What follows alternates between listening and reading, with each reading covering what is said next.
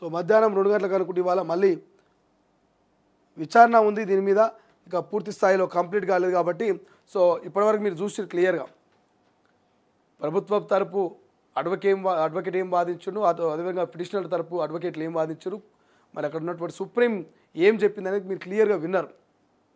సహేతమైనటువంటి కాలం అంటే ఎన్ని రోజుల పాటు, ఇప్పటికే 10 నెలలు అయిపోయింది, ఎప్పుడు స్పీకర్ మరి వాళ్ళ మీద యాక్షన్ తీసుకుంటాడు, ఎప్పుడు ఈ 10 మంది మీద అనర్హత వేటు వేసి మరి ఆయన బాధ్యతలు నిర్వహించుకోవడాన్ని సుప్రీంకోర్టు అడిగితే దానికి ప్రభుత్వ తరపు అడ్వకేట్ క్లియర్గా చెప్తా ఉన్నాడు. సో సమయం ఉన్నది, సమయం ఇంకా కావాలి, స్పీకరు నిర్ణయమే ఇక్కడ ఫైనల్గా ఉంటుంది, మనం జోక్యం చేసుకోవడానికి ఛాన్స్ లేదంటూ ఆయన చెప్తున్నటువంటి పరిస్థితి మనకు కనిపిస్తుంది. సో చూద్దాం మరి ఫైనల్ జడ్జిమెంట్ ఏముంటుంది. ఇవాళ విచారణ కంటిన్యూ అయిపోతుంది.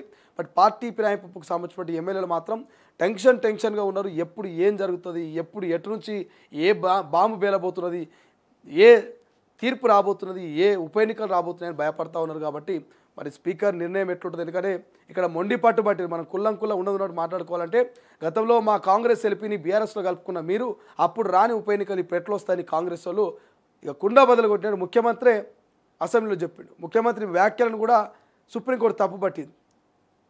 కోర్టులను అవమానపరిచినట్టు అవుతుంది, సీఎం వ్యాఖ్యలు 10వ షెడ్యూల్ను ఎగతాళి చేయడమే అయినట్టుగా అవుతుంది. కాబట్టి దయచేసి ఆ రకంగా ముఖ్యమంత్రి ఎప్పుడు మాట్లాడదు, మళ్ళీ మాట్లాడితే బాగుండదు అంటూ ఆయనకు అవసరమైతే నోటీసులు కూడా ఇస్తామని చెప్పేసి కోర్టు చెప్తున్నటువంటి పరిస్థితి. చూద్దాం ఏం జరుగుతుందో, మరి ఈ అంశం ఎక్కడ దాకా పోతుంది అనేది చూద్దాం. రైట్, ఒక్క అంశం డిస్కషన్ చేద్దాం.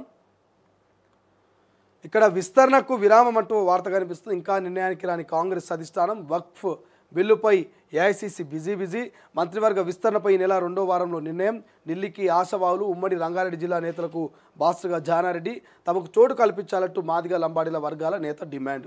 అయితే రాష్ట్ర క్యాబినెట్ విస్తరణ ఎపిసోడ్కు కాంగ్రెస్ అధిష్టానం చిన్న విరామం ఇచ్చిందా? వక్ఫ్ బిల్లును సంస్థాగత వ్యవహారంలోనూ బిజీగా ఉన్న ఏఐసీసీ పెద్దలు నిర్ణయాన్ని మరో వారం పాటు వాయిదా వేశారా? ఈ నెల 2వ వారంలో క్యాబినెట్ విస్తరణపైన నిర్ణయం వెలువడనుందా? ఈ ప్రశ్నలకు కాంగ్రెస్ పార్టీ వర్గాలు అవుననే సమాధానం ఇస్తున్నాయి.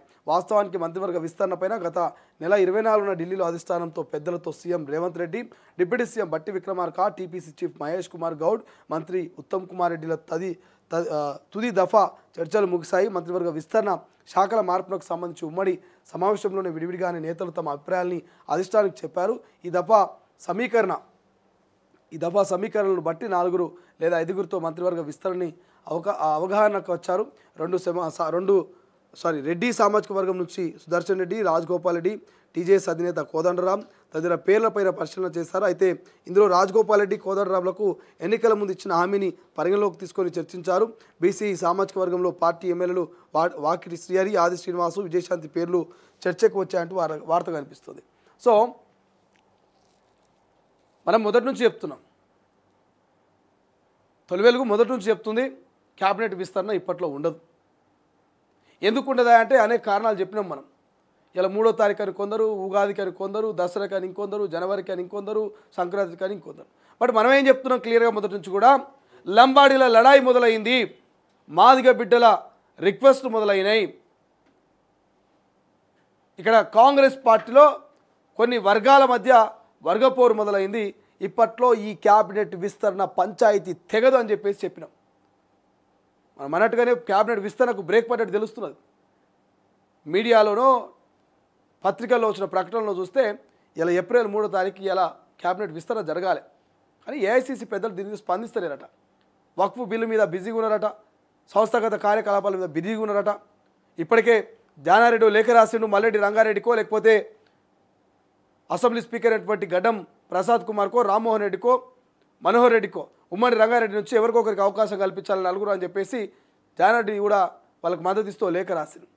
మరి జానారెడ్డి లేఖ ఎవరి కోసమే అంటే రాజగోపాల్ రెడ్డికి చెక్ పెట్టే ప్రయత్నంలో భాగంగానే మల్లెడ్డి రంగారెడ్డి మంత్రివర్గంలోకి ఎంట్రీ ఇప్పించేందుకే లేఖ రాసిన ఒక చర్చ జరుగుతున్నది.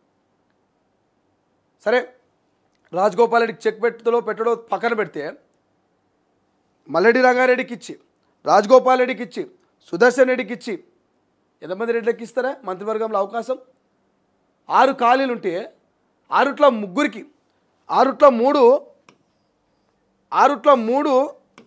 ఇది కదలదు మీద స్టక్ అయిపోయింది. 6 ఖాళీ ఉంటే 6ట్లో 3 రెడ్డిలకే ఇస్తే మరి మిగిలినటువంటి బీసీల పరిస్థితి ఏంది, ఎస్సీల పరిస్థితి ఏంది, ఎస్టీల పరిస్థితి ఏంది, మైనార్టీల పరిస్థితి ఏంది? ఇప్పుడు 6 ఖాళీలలో 3 రెడ్డికి ఇస్తే ఇక ఎన్ని మిగులుతాయివే? మళ్ళా 3 మిగులుతాయి.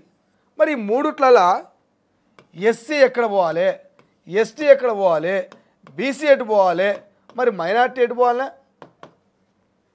ఇంకా 4 కులాలు ఉన్నాయి, 4 సామాజిక వర్గాలు ఉన్నాయి. SC, ST, BC, minority. ఈడ ఉన్నాయి మాత్రం 3. మరి వీళ్ళకి ఎట్లా పంచుతారు? ఉన్న 3 మంత్రివర్గ విస్తరణలో 3కి అవకాశం ఉంటే అది 4 సామాజిక వర్గాలు ఉన్నాయి. కొన్ని జిల్లాల వారికి తీసుకున్నా కూడా మీరు నిజామాబాదు రంగారెడ్డి నిజామాబాద్ ఇస్తారు. నిజామాబాద్ సుదర్శన్ రెడ్డి అనుకుందాం, రంగారెడ్డి మల్లెడ్డి రంగారెడ్డి అనుకుందాం, మరి నల్గొండ కోమటిరెడ్డి వెంకటరెడ్డి అనుకుందాం, కోమటిరెడ్డి రాజగోపాల్ రెడ్డి అనుకుందాం. మరి మిగిలినటువంటి సామాజిక వర్గాలకు మరి ఎక్కడి నుంచి ఇస్తారు? ఉమ్మడి కరీంనగర్కి సంబంధించి, ఉమ్మడి ఆదిలాబాద్కి సంబంధించి మరి ఏడికెళ్ళి ఇస్తారు? మరి మంత్రివర్గ విస్తరణలో ఎక్కడ అవకాశం కల్పిస్తారు? సో ఇక్కడ క్లియర్గా తెలుస్తూ ఉంది, మంత్రివర్గ విస్తరణకు ఇక్కడ సామాజిక వర్గాలు అడ్డుపడతా ఉన్నాయి. రెడ్డి సామాజిక వర్గం ప్రధానంగా డామినేషన్ ఎక్కువైతున్నటువంటి చర్చ జరుగుతూ ఉంది. రెడ్డిలకే ఎక్కువగా ప్రాధాన్యత ఇస్తుంది. ఇది ఇందిరమ్మ రాజ్యం కాదు, రెడ్డి రాజ్యం, ఇది ప్రజాపాలన కాదు, రెడ్డిల పాలన అనేటువంటి చర్చ కాంగ్రెస్ పార్టీలో నడుస్తూ ఉంది. కాబట్టి ఇక్కడ మరి కోమటిరెడ్డి వెంకటరెడ్డి హోంశాఖ అనుకున్నాడు, ఆయనకు ఇష్టమైనటువంటి శాఖ అంటే ఆయన ఆశలు పెట్టుకున్నాడు, నాకు రేవంత్ రెడ్డి భరోసాలు ఇచ్చినని ఆయన మొదటి నుంచి చెప్తున్నాడు. ఒకవేళ మల్లెడ్డి రంగారెడ్డి ఎంట్రీ ఇస్తే రాజగోపాల్ రెడ్డి అవుట్, ఆయన వెళ్ళిపోయినట్టుగా మంత్రివర్గాల నుంచి. లేదా సుదర్శన్ రెడ్డి అని వెళ్ళిపోవాలి. సుదర్శన్ రెడ్డి వెళ్ళిపోడు, సీనియర్. పోతే మల్లెడ్డి రంగారెడ్డి కన్నా మంత్రివర్గంలో అవకాశం దక్కోదు, లేదంటే రాజగోపాల్ రెడ్డి కన్నా అవకాశం దక్కోదు. ఇద్దరిలో ఎవరో ఒకరు తేల్చుకోవాలి. ఇక ఇద్దరిని తీసేసి, రాజగోపాల్ రెడ్డిని మల్లెడ్డి రంగారెడ్డిని ఇద్దరిని తీసేసి ఓ సుదర్శన్ రెడ్డికి, ఓ బీసీకి, ఓ ఎస్సీకి, ఓ ఎస్టీకి, ఓ మైనార్టీకి ఈ లెక్క క్లియర్ అవుతుంది కదా.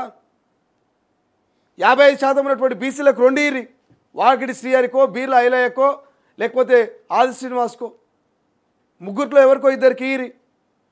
ఓ రెడ్డి సామాజిక వర్గం సుదర్శన్ రెడ్డికి ఇయ్యి, 3 అవుతాయి.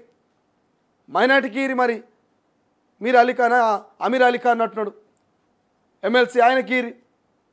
అండ్ దాంతోపాటు మాదిగ బిడ్డలు లడాయి పెడుతున్నారు, లంబాడి బిడ్డలు లడాయి పెడుతున్నారు. 4 లంబాడీల బిడ్డలు ఎమ్మెల్యేలు ఉన్నారు. వాళ్ళకి రామచంద్ర నాయకో, బాలు నాయకో, ఎవరికో ఒకరి వాళ్ళకు అవకాశం కల్పించురి. మాదిగ సోదరులు కూడా రిక్వెస్ట్ చేస్తున్నారు. ఇలా వివేక్ వెంకటస్వామి ఉన్నాడు, ఇతర అడ్లూరు లక్ష్మణ్ ఉన్నాడు. ఎస్సీ సామాజిక వర్గం నుంచుకుంటూ చాలామంది ఉన్నారు కదా. వేముల వీరేశం ఉన్నాడు, మందుల సామేలు ఉన్నాడు.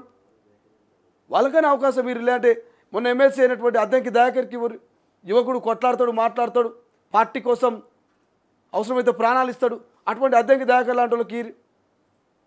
సో వీళ్ళందరికీ కాకుండా ఇక రెడ్డి సామాజిక వర్గానికే ఇప్పటికే 2-3 ఉన్నారు క్యాబినెట్లో, మళ్ళీ 2కి ఇస్తాం, ఇంకో 3కి ఇస్తామంటే ఏంది? సామాజిక న్యాయాన్ని, సామాజిక సమతులను నిజంగా కాంగ్రెస్ పార్టీ పాటిస్తున్నదా? 42% బీసీల రిజర్వేషన్ కొట్లాడిన కాంగ్రెస్ పార్టీ మరి క్యాబినెట్లో బీసీలకు సముచితమైనటువంటి న్యాయాన్ని ఇస్తున్నదా? ఒకసారి ఆలోచించాలి.